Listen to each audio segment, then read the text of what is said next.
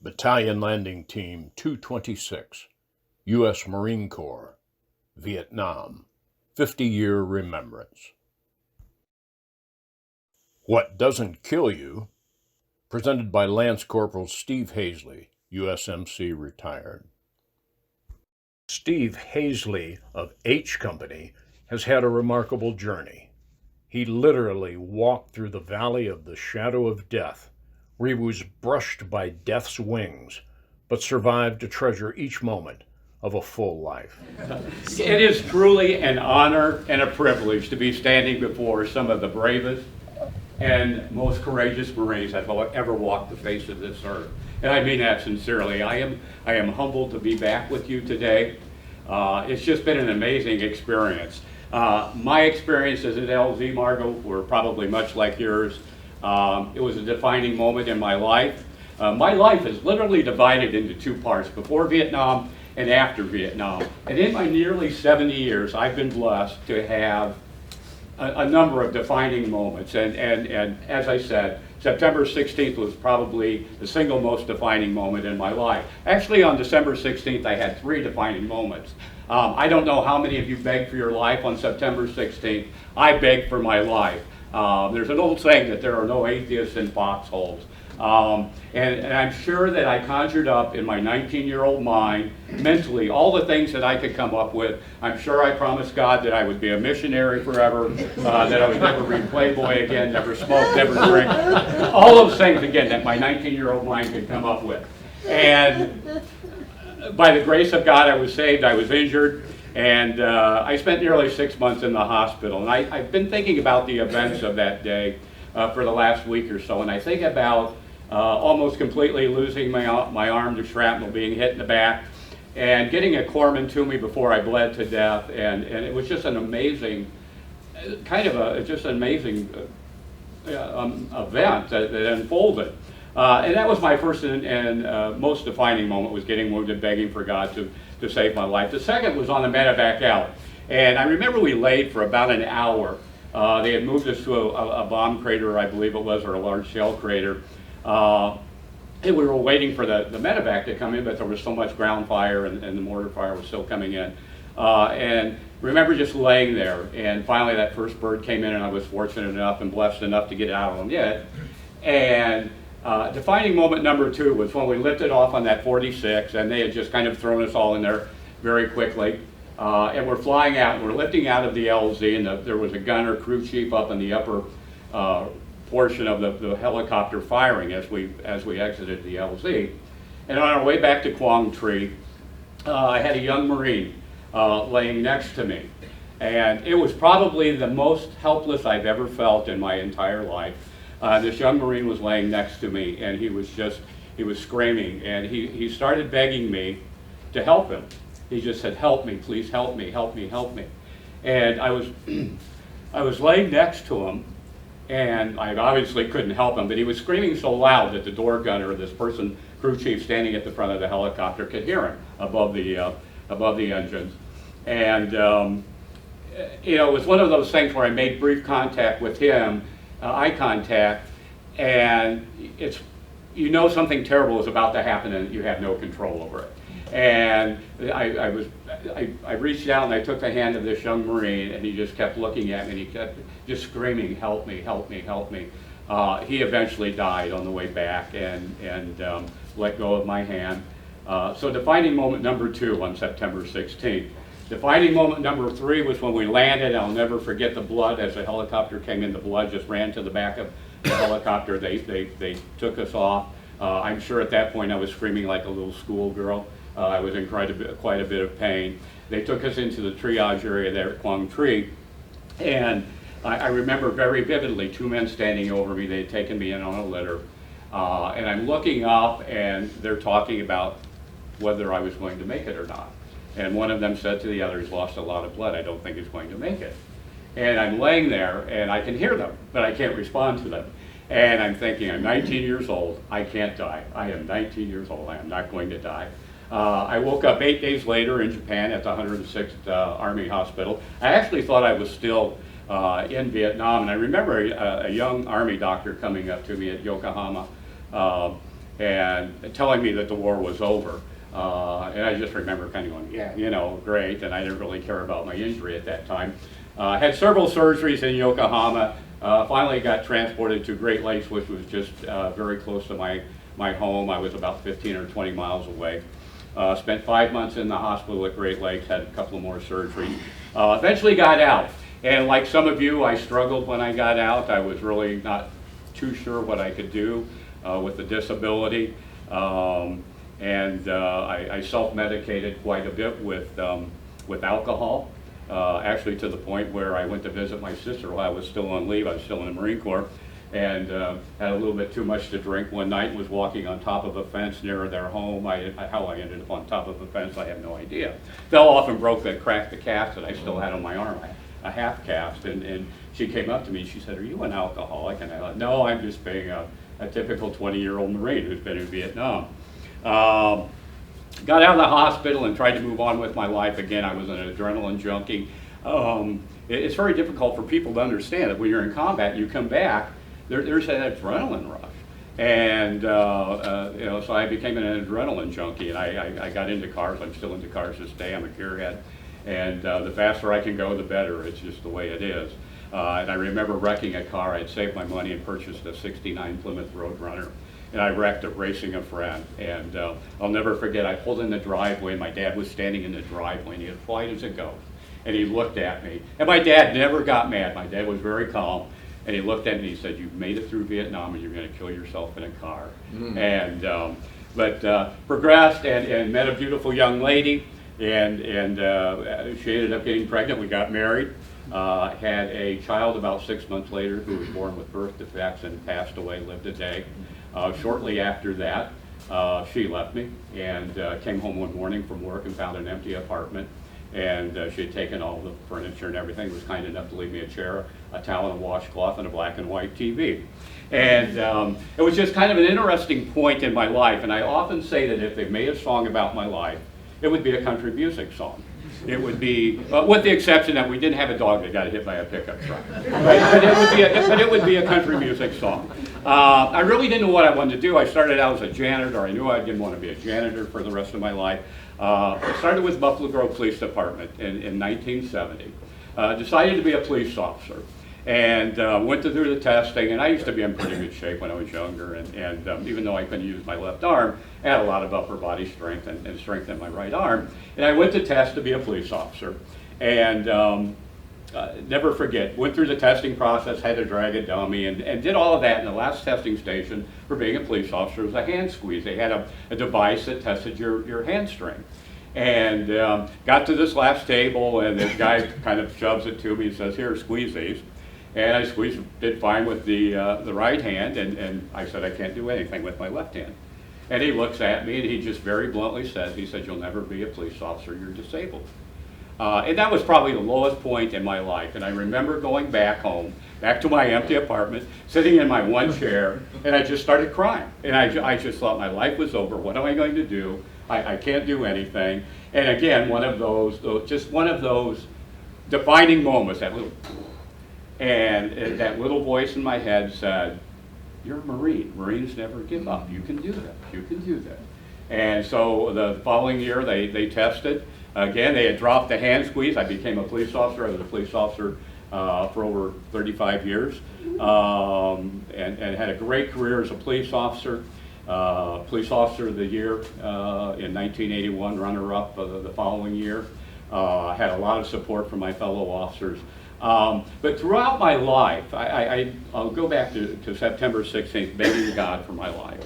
And when I came to in Japan, and obviously I went back to my normal life, and it had nothing to do with God. It was just one of those lucky things. And throughout my career and my life, and occasionally I would hear this little voice in the back of my head, as strange as it sounds, just said, "You promised, you promised." And I had grown up in a very religious home and had kind of gotten away from that.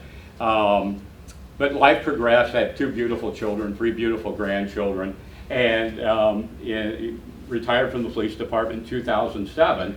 And things were going well, and I was having a problem with my right arm, and one of my friends kept telling me to go to the VA hospital. He said, you know, that's part of a secondary injury, go to the VA and have it checked. And I said, I can't do that. I just can't do that.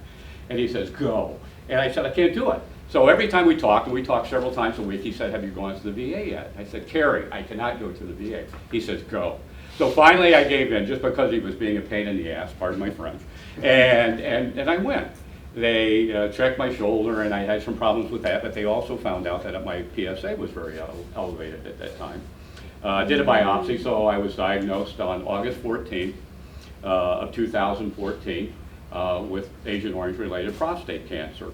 And what I found interesting, the doctors today, you know, they say, well, Mr. Haisley, you're old, and old men get prostate cancer and things like that. But I had had prostate issues since I was in my 20s, and the fact that we combined that with the fact that we had a newborn child that was born with birth defects, kind of, I didn't believe that, but that was what they were trying to tell me.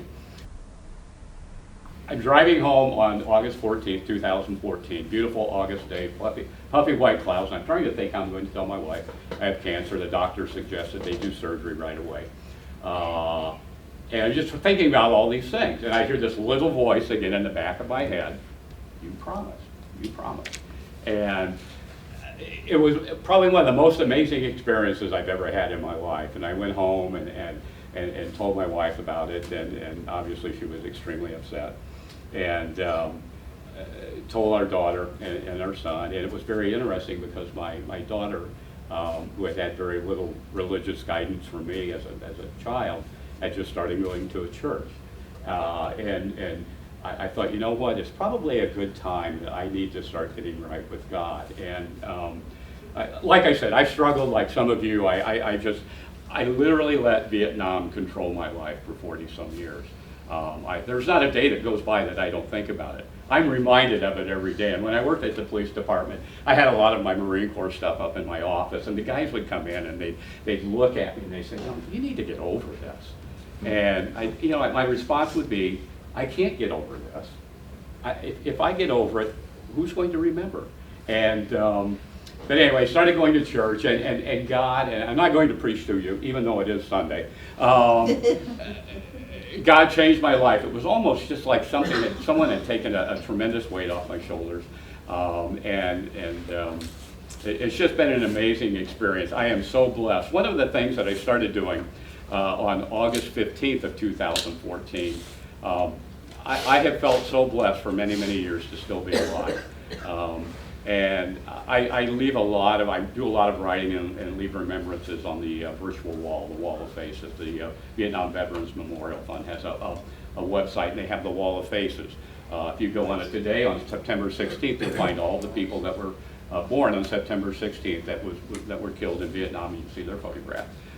And I started doing that every morning. And there was a tendency, after being diagnosed with cancer, to feel sorry for myself. And so every morning I start my day off by going to this website, and I look at all these young faces, and I think, what do you have to be sad? Why do you feel sorry for yourself? And I look at these faces, and I remind myself that I have lived 50 years longer, 51 years, or maybe even longer in some cases. I've got two beautiful children. We've got two beautiful children, 3 beautiful grandchildren. I left out the part where I ended up marrying my high school sweetheart. We've now been married for almost 42 years. I left that out. I'm sorry, Lauren. But my life has been so blessed. So again, I go back and I do that every morning without fail. I get up, grab my coffee, and I go down and I look at those faces. And I think, you have nothing to complain about. These guys would give anything to go through what you're going through, to have the radiation, to whatever. And that's my level. That levels my playing field, and it's just been an amazing journey. As I said, I have been so blessed. I am just so honored to be here in front of you today. One of the things I forgot to allude to as well is that I speak to high school students every year. I speak to approximately 1,000 high school students every spring. I've been doing that for almost 20 years now. I feel a responsibility to keep the spirit and the memories of those that we left behind alive. I'm fascinated by the fact that high school kids today are really interested in what we did in Vietnam and what we went through. I don't know if any of you saw the video, but one of the students did a video on me after hearing my presentation. and did it for a film studies class, and that video later took first in the state of Illinois in his class for some type of award. But they have been so interested, and it's just kind of mushroomed. It started out as being very small, and now I'm at 3 different high schools. And this next year I'm going to be at 4 different, another new high school. But I think it's so very, very important that they know what you guys did. They also know about what the experiences that we've been through. And I just want to very quickly, this is some of the pictures, and I did not take these. These were taken by Mike Worth, who was with Echo 226. It's a very small part of my high school presentation. I did not know Joe Roble, or I did not know Jim Hagee. I had the opportunity and pleasure of meeting their parents at reunions. We became close. I spoke to them quite often until they passed away. But if you would just, I just try to explain to the kids what a mortar is and things like that, and you can just go ahead now. And these are, again, are Mike's pictures, and I believe this is one of the mortar pits. Sure looks like. These pictures were taken on the 17th of September by Mike. And again, you can see some of the bandages there that were left on the ground. And again, and I think, Tom, what you alluded to were how the trees had almost been defoliated from some of the artillery fire. You can go ahead. And again, just looking out, and again, here you can see again how much of the foliage is been removed. Again, you can just go ahead. And this is actually very close to the area where I was wounded. We were down in a ravine, and at the time the mortar attack began, I wasn't really too concerned about it. And as you all know, they started walking them, and it just seemed like it was never going to stop. I ran up, and there was a Marine up about 20 feet or so from this area, and had a very shallow foxhole dug, and I said, "Get over, I'm getting in with you." And I jumped in with him, and the rounds were coming in, and they were lifting us off the ground, and I thought I was dead. I eventually got hit. As I said, the shrapnel severed my arm at the elbow with the exception of a piece of skin, took out all the nerves, took out the artery, and I looked down, and my arm was just kind of hanging and blood squirting out. And when I got hit, I stood up. I tried to stand up, probably from shock. And as this Marine pulled me down, he says, "You're hit bad. I got to get a corpsman to you." And I didn't realize I'd been hit in the back, and I had a big hole in my back as well. And I think about the chain of events that day, getting a corpsman to me within just a couple of minutes. With all the chaos, it was just, it's difficult to, you guys have been, you know. And then to get out on the first helicopter, and I think about that today, and again, how blessed I've been over the years. Fast forward. This was the last letter I wrote home. It may have been when we left from Camp Carroll, I don't know. But somebody came around and says, "Does anybody have any mail?" And I ripped the top off of the sea ration box, and I just very quickly wrote out. And at the time, I think there was some talk about us going to Subic Bay in the Philippines for jungle training, which I never could figure out. No offense,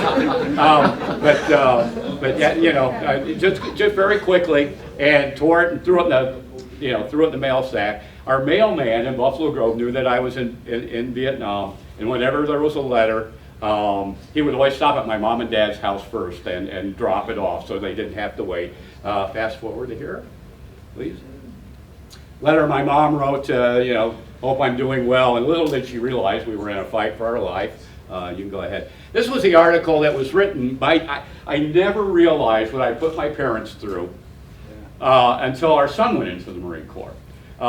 When I went into the Marine Corps, I was 18 years old. I came home, I told my mom and dad that I had enlisted. My dad looked me square in the face and says, "You know where you're going, don't you?" And I said, "Yes, I do."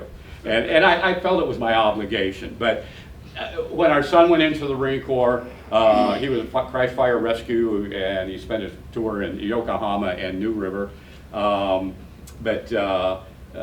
Anyway, my dad gets up on September 17th, and I don't know if you remember the National Geographic maps that they used to have. And my dad in our basement had a map of Southeast Asia, and I would always try to write letters and tell him, give him some idea where we were, and he had pins in them. And my dad gets up on the morning of September 17th. This is an article from Chicago American newspaper. Well, at the time was a large Chicago newspaper. And he reads this article. And again, I cannot imagine what it would have been like as a parent. He later told me a number of years later that when he saw that article, he knew that I was either dead or I had been wounded. He took the newspaper with him that morning so my mom wouldn't see it.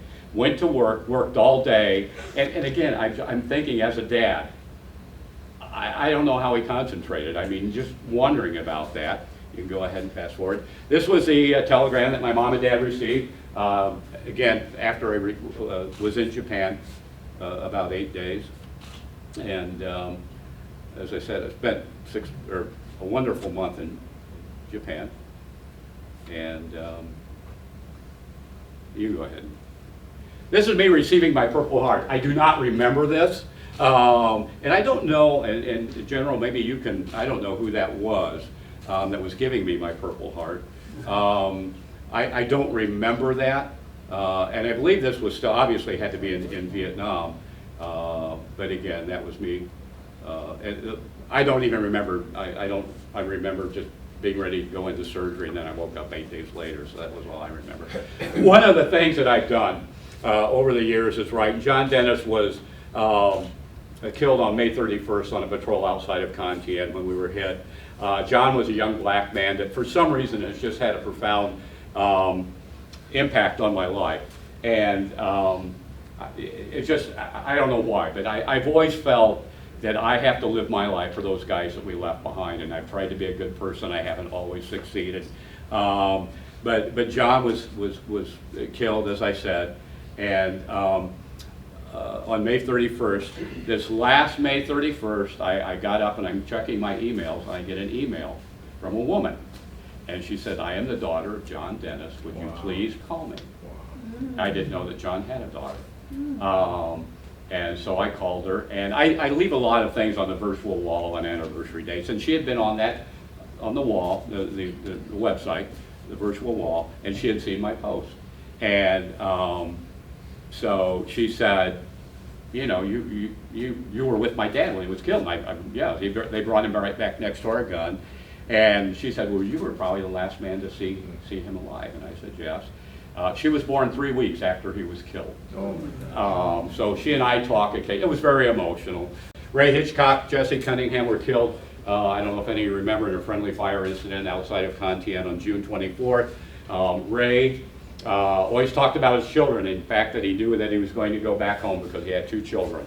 And obviously he didn't make it, and that haunted me for years. And I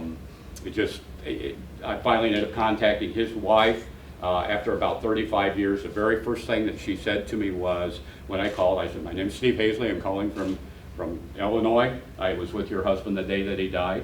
And I said, "If this is too painful, I'll hang up and you'll never hear from me again." And the very first thing she said to me was, "Oh my God, did he suffer?" And I said, "No, he was killed instantly." Again, you can go ahead and fast forward. You had mentioned the listening post, General, on September 15th at the listening post. They sent out a listening post. I spoke to a young Marine that I had never met before on September 15th, and we talked about home. We talked about having a root beer float, talked about girlfriends, we talked about the weather. And later he told me his nickname was Swampy. Later that night, he was one of 2 Marines that went out on that listening post. And I remember because they went out right in front of our gun, or fairly close to our gun. And they were out for just a very short period of time, and it was just a very quick pop, pop, pop, pop. One of them was killed, the other one came back. Doug was the one that was killed, Doug Imson. And that conversation haunted me for years. I could not remember his face, but I could remember what we talked about, and it just literally drove me crazy. After about 40 years, I decided to try to track him down. I remembered that he had told me that his nickname was Swampy. I went through the military Marine Corps records, and I found out there was 1 Marine killed on September 15th from Louisiana. Being the genius that I am, I put 2 and 2 together. Swampy, Louisiana, pretty rough. And so I emailed a friend of the family. I found an email address from the virtual wall. He said, I know Doug's sister.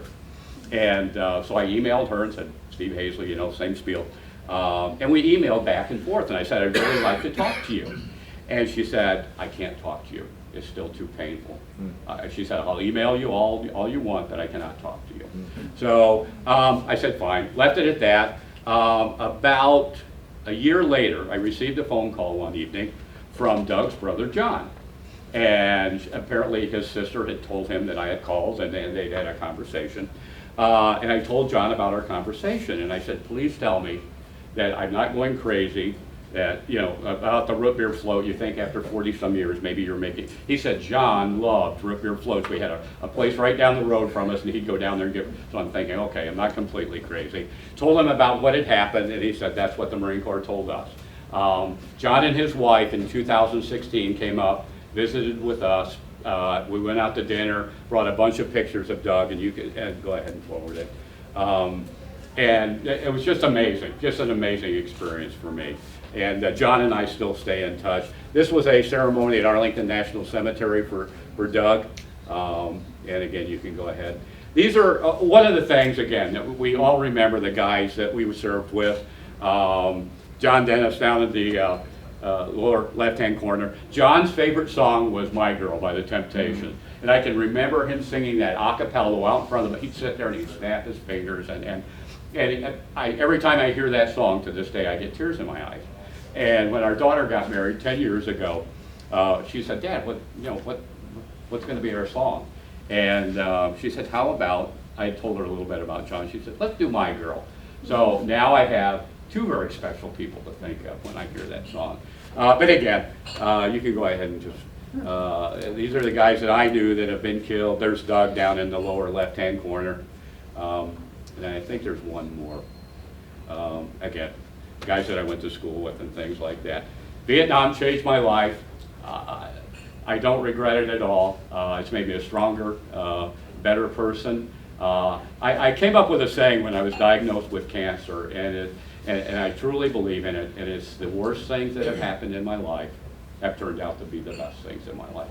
I believe that with all my heart, that being wounded has made me who I am today. I did apply for a job, I meant to mention, I did apply for a job as a lifeguard when I got back. They would not hire me because I could only swim in circles. But again, thank you so much. It's an honor and a privilege being here. You guys are awesome. And one last thing. I did an interview for the Library of Congress about 14, 15 years ago, and the woman that did the interview said to me, is there anything that you regret about your military service, your time in Vietnam? And I said that the thing I regret the most is not telling the people that I cared about them. You don't walk up to another Marine at 19 years of age and say, I love you. You know, you'd have been out of the Marine Corps. And so, you know, I said, that is my one regret, that I never told these guys that are gone how much I cared for them, that I loved them. And I still stay in touch. I get together with the guys that I was in boot camp with. We get together several times a year. And that being said,